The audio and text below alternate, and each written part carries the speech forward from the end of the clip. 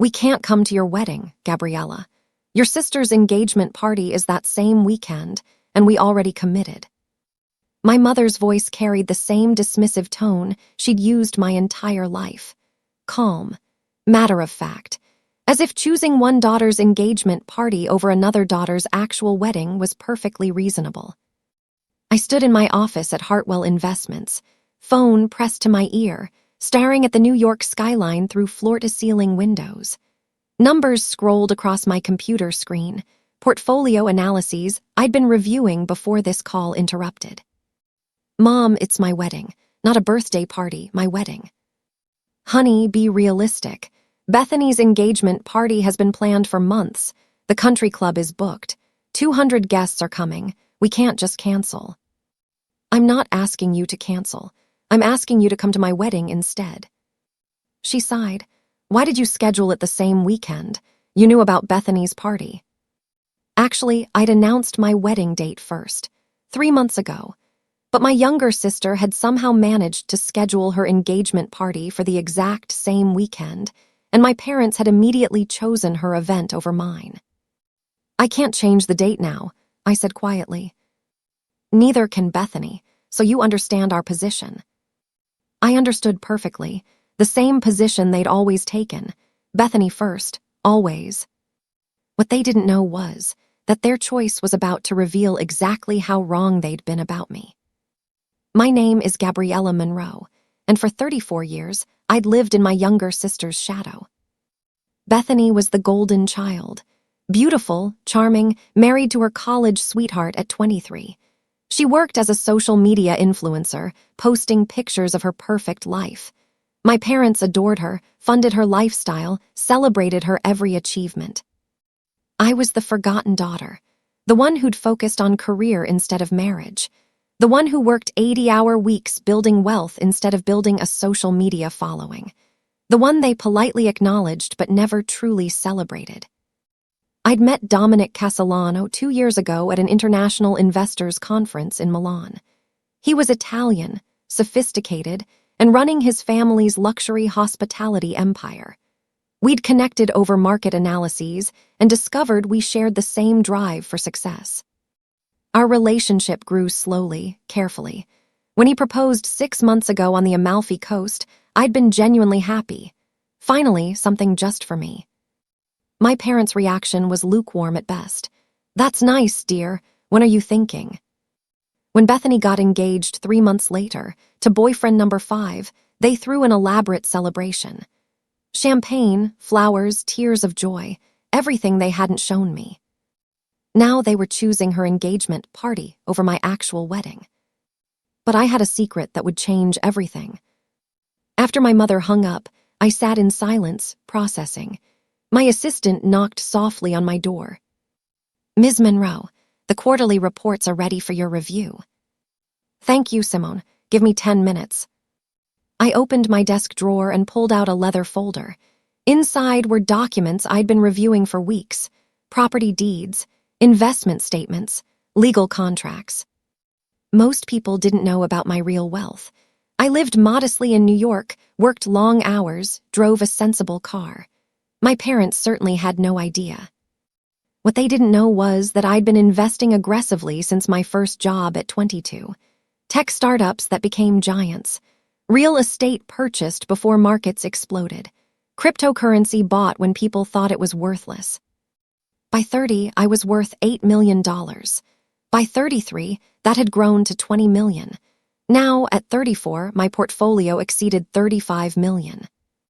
I'd kept it quiet, avoiding the judgment and expectations that came with visible wealth. Only Dominic knew the full extent of my assets. And Dominic had his own wealth. His family owned 7 luxury hotels across Italy, including a boutique property in Tuscany that had been in their family for 4 generations. Last month, I'd purchased a $6 million villa near his family's hotel. A stunning property with vineyard views, restored Renaissance architecture, and grounds that could host 200 guests. My parents had no idea I was getting married in Tuscany. They thought I was having a simple ceremony at a local venue in New York. They were very wrong. That evening, I called Dominic from my apartment. He answered immediately, his Italian accent warm through the phone. Bella, how did your mother respond to the invitation? Exactly as expected. They chose Bethany's engagement party. He was silent for a moment. I'm sorry, you deserve better. I know, I smiled, looking at the wedding binder open on my coffee table. Which is why I'm not telling them about the real wedding. You're still proceeding with the plan. Absolutely. They can go to Bethany's party. They'll see the real wedding on social media like everyone else. Dominic laughed, the sound rich and genuine. You are more Italian than you realize. This is perfect revenge. It's not revenge, it's just clarity. They made their choice, I'm making mine. We'd been planning 2 weddings simultaneously. The first was a simple ceremony my parents knew about, supposedly happening at a small venue in New York. That wedding didn't exist. It was a decoy. The real wedding was happening at my Tuscan villa. 200 guests, all carefully selected. Close friends, business associates, Dominic's family. Not a single member of my immediate family had been invited. The invitations went out today, I told Dominic. Everyone except my parents and Bethany. How do you feel? Free, I answered honestly. For the first time in years, I'm planning something without worrying about their judgment or their preference for Bethany. 3 months remained until the wedding. I threw myself into planning while maintaining my demanding career at Hartwell Investments. My parents called occasionally, always with the same dismissive tone about my little wedding. They'd send me updates about Bethany's engagement party, the designer who was creating her dress, the celebrity caterer they'd hired, the elaborate decorations being planned. It's costing us $60,000, my mother said during one call. But Bethany deserves the best. This is such an important moment. I bit my tongue. They'd given me $5,000 toward my wedding, a pittance compared to what they were spending on Bethany's engagement party. That's generous, I replied neutrally. Well, you understand. Bethany's first engagement. It's special. You've always been more practical about these things anyway. Practical, their code word for we care less about you. Meanwhile, I was finalizing details for a wedding that would cost $400,000. Money I was paying entirely myself. Wanting nothing from them. The villa was being restored to perfection. Gardens manicured, terraces renovated, guest accommodations upgraded. I'd hired the best wedding planner in Tuscany, someone who'd coordinated events for European aristocracy. Dominic's family was contributing the catering through their hotel's Michelin-starred restaurant. His mother had been nothing but warm and welcoming since we'd announced our engagement. You are giving us a daughter, she'd said, kissing both my cheeks. This wedding will be magnificent. The love I'd always wanted from my own mother, I'd found in Dominic's. 8 weeks before the wedding, Bethany called.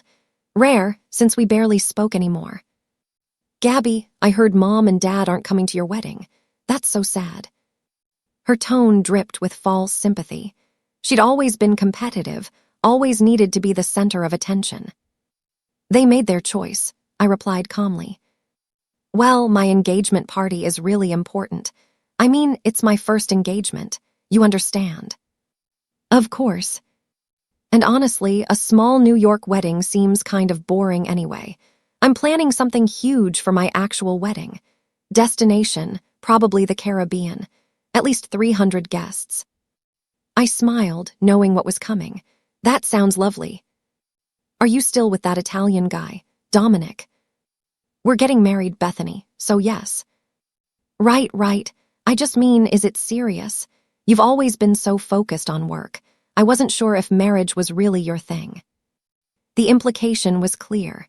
Bethany saw herself as the relationship expert, the one who understood love and romance. I was just the boring career woman. It's very serious, I said simply. Well, good luck with your little wedding. I hope it's nice. After she hung up, I looked at the photos on my phone. The Tuscan villa bathed in golden sunset light, the restored chapel on the property, the infinity pool overlooking rolling vineyard hills. Bethany had no idea what little wedding actually meant. 6 weeks out, my mother called with another update about Bethany's engagement party. We've decided to have a string quartet, and we're flying in orchids from Thailand. Bethany wants everything to be Instagram perfect. Sounds beautiful, I replied, reviewing wedding menu options on my laptop. How are your plans coming? Still doing that small venue thing? Everything's arranged. Good, keep it simple. That's smart. Weddings are so expensive and you're paying for it yourself. No need to go overboard. They had no idea I'd been financially independent for years. No idea that the money they'd given Bethany for her lifestyle could have been mine if I'd asked. I'd never asked because I'd never needed it. Mom, I need to go. Conference call in 5 minutes. Always working, she sighed. You should relax more, be more like Bethany. She knows how to enjoy life. After hanging up, I allowed myself a moment of anger. Then I channeled it into productivity. I confirmed the live musician quartet from Rome, approved the custom wine labels featuring our names and wedding date, finalized the menu with Dominic's family chef, 5 courses, each paired with regional wines. The photographer I'd hired had shot fashion editorials for Vogue Italia. The videographer had filmed celebrity weddings across Europe.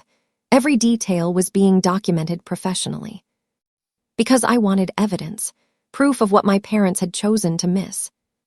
4 weeks before the wedding, invitations started arriving in guests' hands. Beautiful thick cardstock with gold foil, printed in English and Italian. Together with their families, Gabriella Monroe and Dominic Castellano request the pleasure of your company at their marriage celebration. Villa Serafina, Tuscany, Italy. My closest friend, Nadia, called immediately after receiving hers. Gabriella Monroe, what have you been hiding? I laughed. What do you mean? A villa in Tuscany, a destination wedding in Italy. I thought you were having a small ceremony in New York. That's what my family thinks. They don't know about this. They're not invited. They chose my sister's engagement party instead. Nadia was silent for a moment. That's brutal, but also brilliant. They're going to find out somehow, right? Eventually, probably through social media. This is savage, Gabby. I love it. Word spread quickly among my friends and colleagues. The reactions were uniformly shocked and supportive. Everyone knew how my family treated me. Everyone had watched me work tirelessly while Bethany coasted on my parents' support. You deserve this, my mentor at Hartwell Investments told me. Don't feel guilty for celebrating yourself. I didn't feel guilty. I felt liberated. My parents called twice more with updates about Bethany's party. I listened politely, confirmed I wasn't coming, and returned to my wedding planning. They had no idea what was coming. 2 weeks before the wedding, I flew to Tuscany for final preparations. The villa was breathtaking, exactly what I'd envisioned when I purchased it. Dominic's mother, Francesca, greeted me with her usual warmth. Bella, come, we have so much to show you. The grounds had been transformed. White roses everywhere, climbing the stone walls and framing walkways. Edison lights strung across terraces. A dance floor installed near the infinity pool. Guest cottages on the property upgraded with luxury linens and amenities. It's perfect, I whispered, tears forming. Francesca squeezed my hand. You deserve perfection. Dominic tells me your parents are not coming. They chose my sister's party instead. Her face darkened. Then they are foolish. Their loss is our gain. You are our daughter now. That evening, Dominic and I walked the property at sunset. Golden light bathed the vineyards. The air smelled of lavender and cypress. Are you happy? He asked, pulling me close. Completely. For the first time, I'm celebrating something without my family's judgment. They will regret this, he said quietly. Maybe, but it doesn't matter anymore. I'm building my own family now, with you. He kissed me softly. Si, amore mio, our own family, our own traditions. We stood watching the sun sink behind rolling hills, and I felt peace I'd never experienced before. This was right. This was mine. The week of the wedding, guests began arriving in Tuscany. Friends flew in from New York, London, Hong Kong. Dominic's extended family came from across Italy. The villa buzzed with excited energy.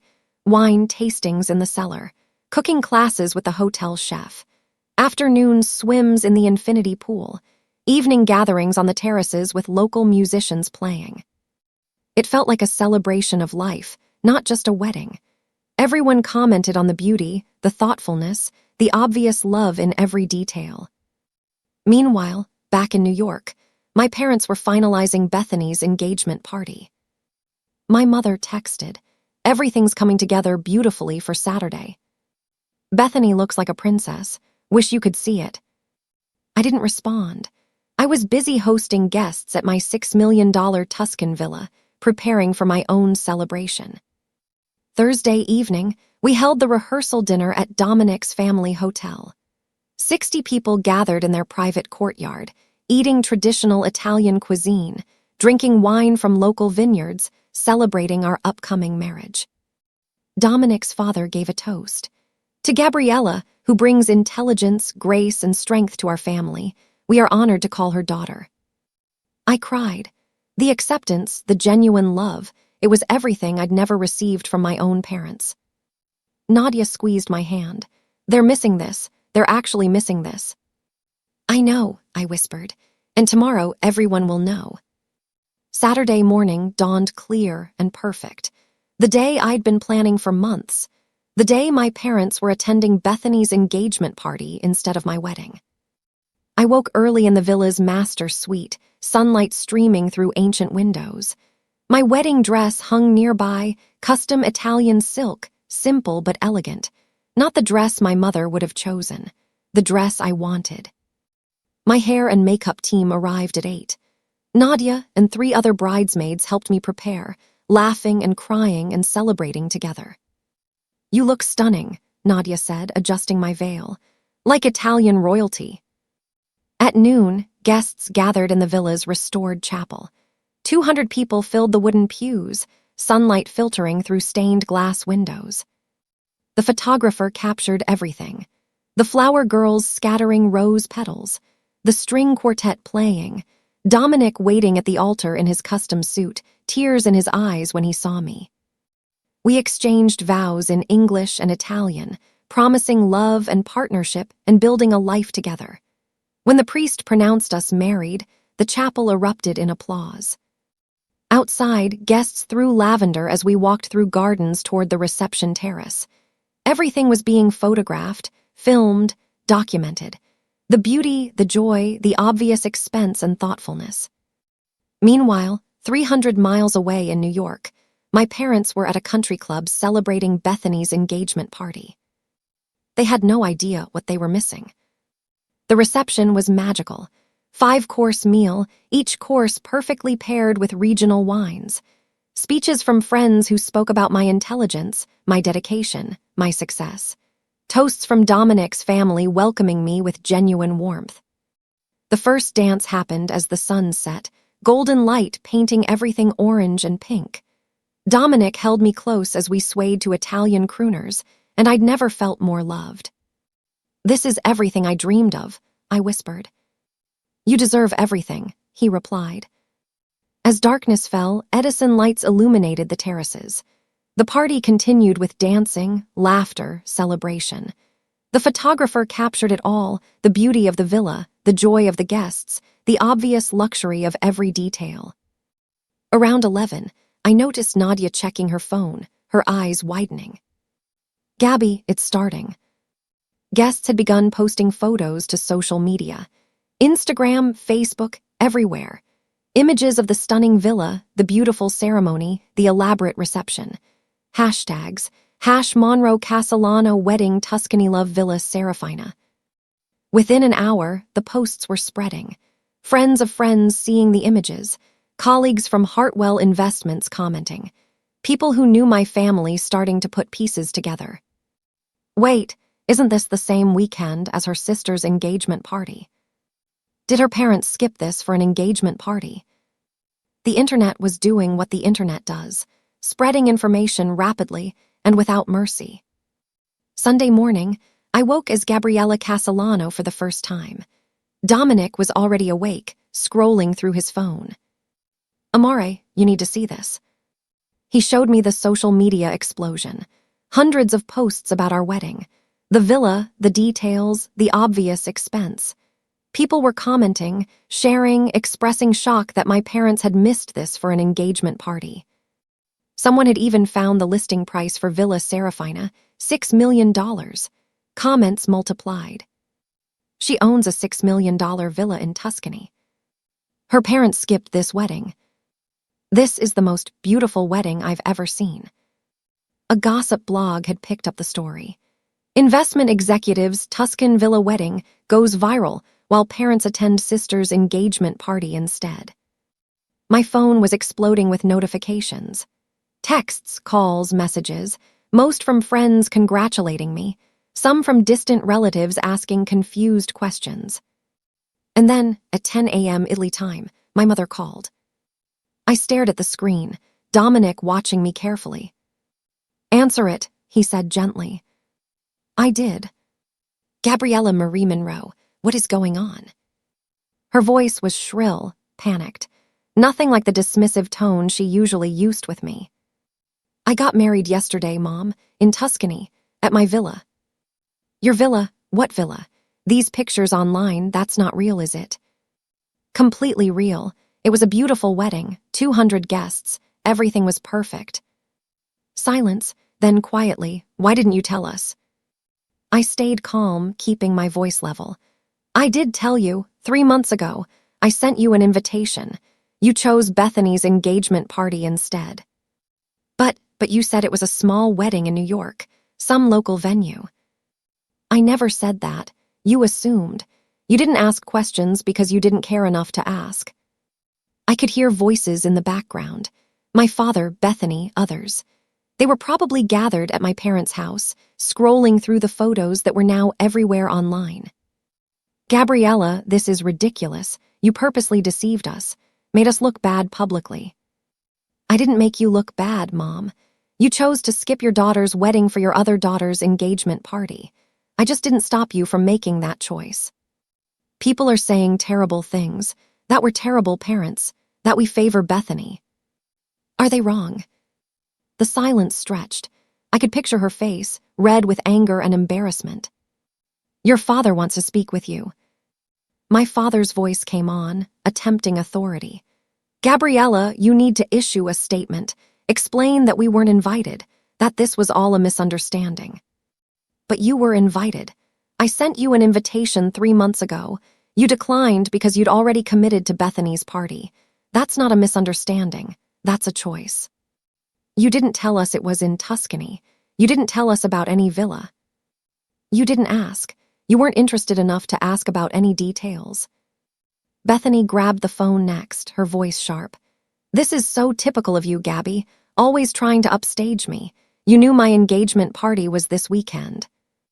"You scheduled your engagement party the same weekend as my wedding," I corrected. "I announced my date first." "Because you're jealous. You can't stand that I'm happy, that Mom and Dad love me more." Her words, cruel as always, bounced off me. I was done caring about her jealousy and competition. "Bethany, I have a $6 million villa in Tuscany. I have a career worth millions. I just married into one of Italy's most respected hospitality families. I'm not jealous of anything." I heard her sharp intake of breath. She hadn't known about any of it. None of them had. You have millions." "Yes, I've been building wealth while you've been building Instagram followers. Different priorities." My mother took the phone back. "Gabriella, we need to talk about this properly. Can you come home?" "I'm on my honeymoon, Mom, in Tuscany. At my villa, I'll be here for 2 weeks." 2 weeks, but we need to." "You need to what? Explain to your friends why you missed my wedding. That's not my problem to solve." Dominic squeezed my hand supportively. His parents sat nearby, listening to my half of the conversation with concerned expressions. "I have to go," I said. "Enjoy the rest of Bethany's engagement party." I hung up before she could respond. The social media storm continued throughout Sunday. More guests posted photos, each more beautiful than the last. Professional shots from the photographer started appearing on my private account, and friends shared them publicly. The villa's Italian gardens, the chapel ceremony, the sunset reception, the obvious luxury and thoughtfulness of every detail. Fashion blogs picked up the story because of my dress. Travel blogs featured the villa. Wedding planning sites showcased the event as inspiration. And through it all, people kept commenting on the fact that my parents had missed it for an engagement party. Imagine choosing an engagement party over this wedding. Those parents are going to regret this forever. The daughter they ignored is actually incredibly successful. By Monday, mainstream media had noticed. A lifestyle magazine reached out for an interview. A wedding publication wanted to feature our story. Even business journals were interested, noting my success in investment management. My boss at Hartwell Investments called, laughing. "Monroe, you've been holding out on us. Why didn't you tell anyone about your personal wealth?" "I prefer to keep work and personal life separate," I replied. "Well, everyone knows now, and I have to say, brilliantly played. Your family underestimated you spectacularly." Nadia stayed with us at the villa for a few extra days, helping me process everything. "How do you feel?" she asked over wine on the terrace. Vindicated, finally seen, but also sad that it had to happen this way. Wednesday morning, my mother called again. Her tone was different this time, smaller, less certain. "Gabriella, I've been reading things. About you. Your career, your success, the villa, I didn't know any of it." "You never asked, Mom." I assumed you were still struggling, working long hours but not making much money. You never talked about it." "I tried. You weren't interested. Every conversation became about Bethany and her latest Instagram post or shopping trip." I heard her breath catch. I didn't realize I was doing that. "You did it for years. Bethany was the daughter worth celebrating. I was the boring workaholic." Silence, then quietly, "Can we talk, really talk? I'm flying to Italy." "What?" "I'm coming to Tuscany. I need to see you. See the villa, understand what I missed." Part of me wanted to refuse, but another part, the part that still wanted my mother's acknowledgement, agreed. "Dominic and I are here for another week. You can come, but you need to understand something first." "What?" "This isn't about you coming to fix things so you look better to your friends. This is about you genuinely understanding how you've treated me my entire life." "I understand," she whispered. "I'm booking a flight today." After hanging up, I told Dominic about the call. "Do you want her to come?" he asked carefully. "I want closure. Whether that means reconciliation or final separation, I need it resolved." My mother arrived Friday afternoon, looking exhausted and out of place in her designer traveling outfit. She stood at the villa entrance, staring up at the Renaissance architecture with wide eyes. "This is yours." "Yes, I purchased it 4 months ago."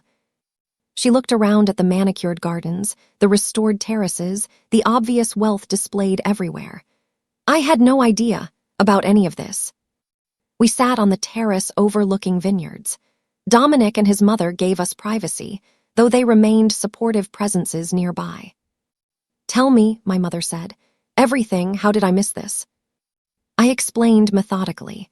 My investments starting in my 20s, the tech startups that exploded in value, the real estate purchases that tripled in worth, the careful portfolio management that had grown my wealth to $35 million. $35 million, she looked faint. "Yes, more than Bethany will ever see from her influencer career. More than you and Dad have, I'd guess." She nodded slowly. "And your job?" "Senior portfolio manager at Hartwell Investments. I manage $3 billion in client assets. I'm one of the youngest executives in the firm's history." Each fact seemed to hit her like a physical blow.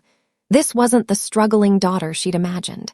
This was a remarkably successful woman she'd never bothered to really see. "Why didn't you tell us?" "I tried, but every time I mentioned work, you'd change the subject to Bethany. Every accomplishment I shared got dismissed or ignored." My mother sat quietly, processing. Finally, she spoke. I've been a terrible mother to you. I didn't contradict her. We both knew it was true. When you were born, I had expectations. I'd always been social, popular, focused on appearances. I thought you'd be the same. But you were quiet, studious, more interested in books than parties. So you decided I was less valuable. I decided you didn't need me the same way Bethany did. Bethany needed constant attention, validation, support. You seemed so independent. I thought you were fine on your own. I wasn't fine, Mom. I was lonely. I felt invisible in my own family. Tears filled her eyes. I see that now. The whole world sees it now. These past few days, people have been telling me what a terrible mistake I made. Missing your wedding, ignoring your success, favoring your sister so obviously. Are you here because you're embarrassed by public opinion, or because you genuinely realize you were wrong? She considered this carefully. Both, but mostly because seeing these photos, reading about your life, I realized I don't know you at all. My own daughter is a stranger. Dominic brought out coffee and pastries, leaving them quietly before retreating. His mother waved from inside, supportive but non-intrusive. Dominic's family has been more welcoming in 2 years than you've been in 34, I said. His mother calls me daughter. His father brags about my career. They celebrated this wedding like it mattered. Because it did matter, my mother whispered, and I missed it. We spent the afternoon talking, really talking for the first time in years. My mother asked about my work, my investments, my relationship with Dominic. She asked to see wedding photos, crying when she saw the ceremony she'd missed. It's the most beautiful wedding I've ever seen, and I chose an engagement party over it. You chose Bethany over me, again, like always. She nodded, accepting the painful truth. Can I ask why you didn't tell me about the villa, about Tuscany? Because I wanted to see what you'd choose if you didn't know. If you thought I was having a small, unremarkable wedding, would you still come? The answer was no. That's not fair. It's completely fair. You made a choice based on who you thought I was. The boring, unsuccessful daughter not worth prioritizing. You never considered that maybe you were wrong about me. She was quiet for a long moment. What can I do to fix this? I don't know if you can fix it, but you can start by treating me with the same respect and attention you give Bethany. Stop dismissing my choices. Stop assuming I'm less impressive because I'm not posting my life on Instagram. I will, I promise. Words are easy, Mom. I need to see it. Consistently, over time. We sat watching the sunset paint the vineyards golden. It wasn't forgiveness, not yet, but it was a beginning. Can I stay a few days? She asked. Get to know you properly, meet Dominic's family. I considered. Yes, but you need to understand they're my real family now, the ones who saw my value from the start. Over the next 3 days, my mother stayed at the villa. She met Dominic's family properly, shared meals, heard stories about our relationship. Francesca was polite but cool, protective of me. Your daughter is remarkable, Francesca told my mother over dinner. We are blessed to have her in our family. My mother nodded, embarrassment clear on her face. I'm realizing I never told her that, not enough. Dominic's father showed her around their family hotel, explaining their business, pointing out the Michelin-starred restaurant. Gabriella fits perfectly into our world. She understands luxury, business, family. She is one of us. Each interaction reinforced what I'd found in Italy. Acceptance, respect, genuine appreciation for who I was. My mother asked about my investments, my career strategies, my future plans. For the first time, she listened when I talked about work. You're brilliant, she said one evening. How did I never see this? You weren't looking. You were too focused on Bethany's social media engagement rates. She flinched but didn't argue. I've been shallow, valuing the wrong things. Yes, and it cost you a relationship with one of your daughters. The day before she left, we walked the villa grounds together. She admired the gardens, the architecture, the obvious care I'd put into the property. This is a family home, she observed. You're planning to have children here. Eventually, Dominic and I want to build our family in Italy, raise children with both cultures. So you're staying here, not coming back to New York. I'm keeping my New York apartment but splitting time. This is home now. She nodded slowly, processing the distance growing between us, both literal and metaphorical. After my mother returned to New York, life settled into peaceful routine. Dominic and I spent our honeymoon exploring Tuscany, hosting friends who'd extended their stays, enjoying our villa. But the social media storm continued. Our wedding had gone genuinely viral, featured in dozens of publications. My professional success became public knowledge. People treated me differently at work, with more respect, more interest, more recognition. 3 weeks after the wedding, Bethany finally called. Her voice was different, smaller. "Gabby, can we talk?" "About what?" "About everything. About how I've treated you. About the competition I created that you never asked for." I waited, letting her continue. "I saw the wedding photos. I read about your career, your wealth. And I realized I've been jealous of you my entire life." "You've been jealous of me?" I was genuinely surprised. "Bethany, Mom and Dad gave you everything, all the attention, the money, the celebration." "Because I demanded it, because I was insecure and needed constant validation. But you were confident enough to succeed without their approval. That's what I've always envied." Her honesty caught me off guard. "Why are you telling me this now?" "Because I'm tired. Tired of competing, tired of needing attention, tired of being the perfect daughter. It's exhausting. And seeing what you built quietly while I was chasing likes and followers, you won. In every way that matters." Bethany and I talked for an hour. Really talked, without our usual competitive edge. She admitted to scheduling her engagement party the same weekend as my wedding deliberately, hopping to force our parents to choose her. "I didn't think they actually would," she said. "I thought they'd find a way to do both. When they chose my party, I felt sick, but I'd already committed." "You could have changed the date." "I know, I should have, but my ego wouldn't let me." It wasn't reconciliation exactly, but it was understanding. We agreed to work on our relationship, to try being sisters instead of rivals.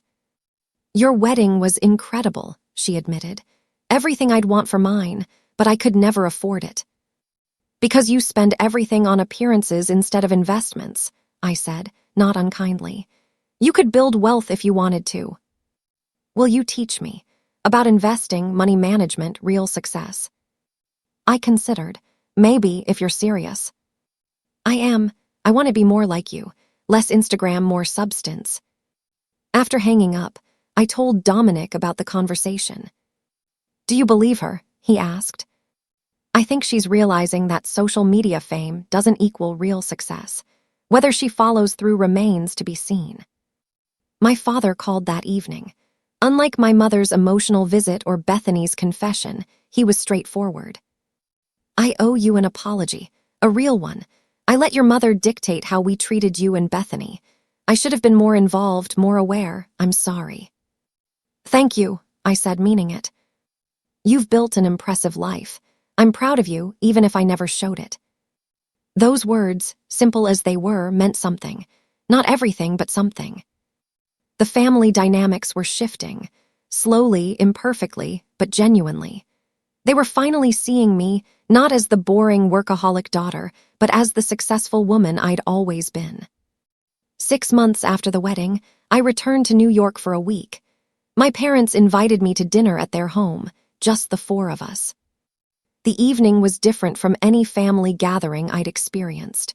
They asked about my work, my life in Italy, my plans with Dominic. They listened when I talked about new investments I was managing. Bethany showed me her new budget spreadsheet. "I'm trying to save like you taught me. It's hard, but I'm learning." My mother served dinner, and we ate together without the usual tension. She'd changed, noticeably. Less focused on appearances, more interested in substance. "I've been thinking about what I missed," she said during dessert. "Not just your wedding, years of your life, your successes, your growth. I'm sorry it took public embarrassment for me to see clearly." "I forgive you," I said, surprised to find I meant it. but things can't go back to how they were. I don't want them to, she replied. How they were was wrong. I want to build something better. My father nodded agreement. We're proud of you, Gabriella, genuinely proud. We should have said it years ago. Bethany raised her glass. To Gabby, the sister who succeeded while I was chasing followers, and who's patient enough to teach me real success. We clinked glasses, and I felt something shift. Not complete healing, that would take years, but a foundation for something healthier.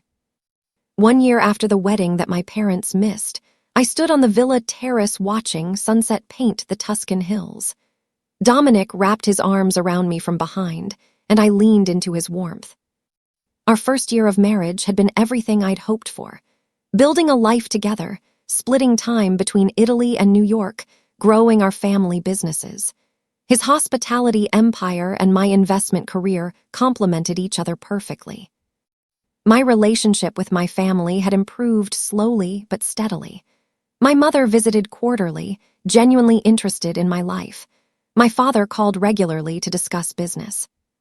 Bethany was learning financial management and had even made her first successful investment. They'd never fully understand what their choices had cost. The years of feeling invisible, of seeking approval that never came, of being compared unfavorably to Bethany. But they were trying, and that mattered. The viral wedding had changed everything.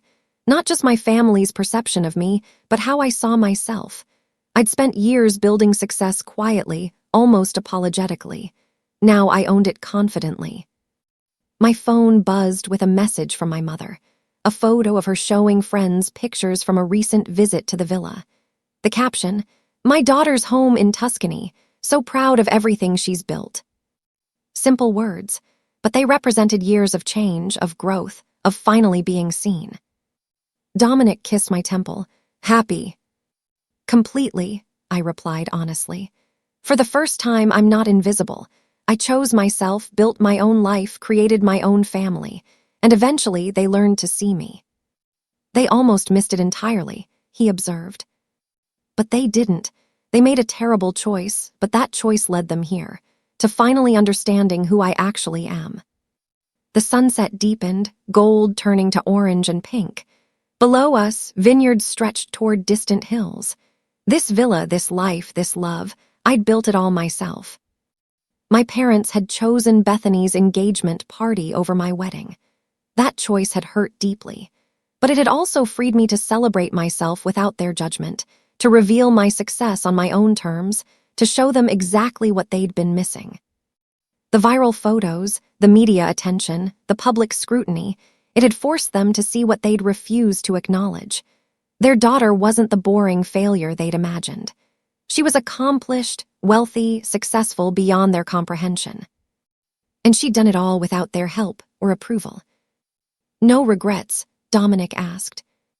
I thought about that question carefully. Regret for the lost years? Maybe. Regret for how it happened? No. No regrets, I confirmed. Everything led here, to this villa, this marriage, this life, to finally being visible on my own terms. To being seen, Dominic agreed, raising an invisible glass. To being seen, I echoed. As darkness fell and stars emerged above the Tuscan countryside, I felt complete. The family who'd overlooked me for decades had finally learned my value. But more importantly, I'd learned it myself. I'd chosen my own path, built my own empire, created my own legacy. And when they'd chosen Bethany's party over my wedding, I'd responded by celebrating myself so magnificently that the whole world noticed. Sometimes the best revenge isn't retaliation. It's success so undeniable that even those who doubted you have no choice but to acknowledge it.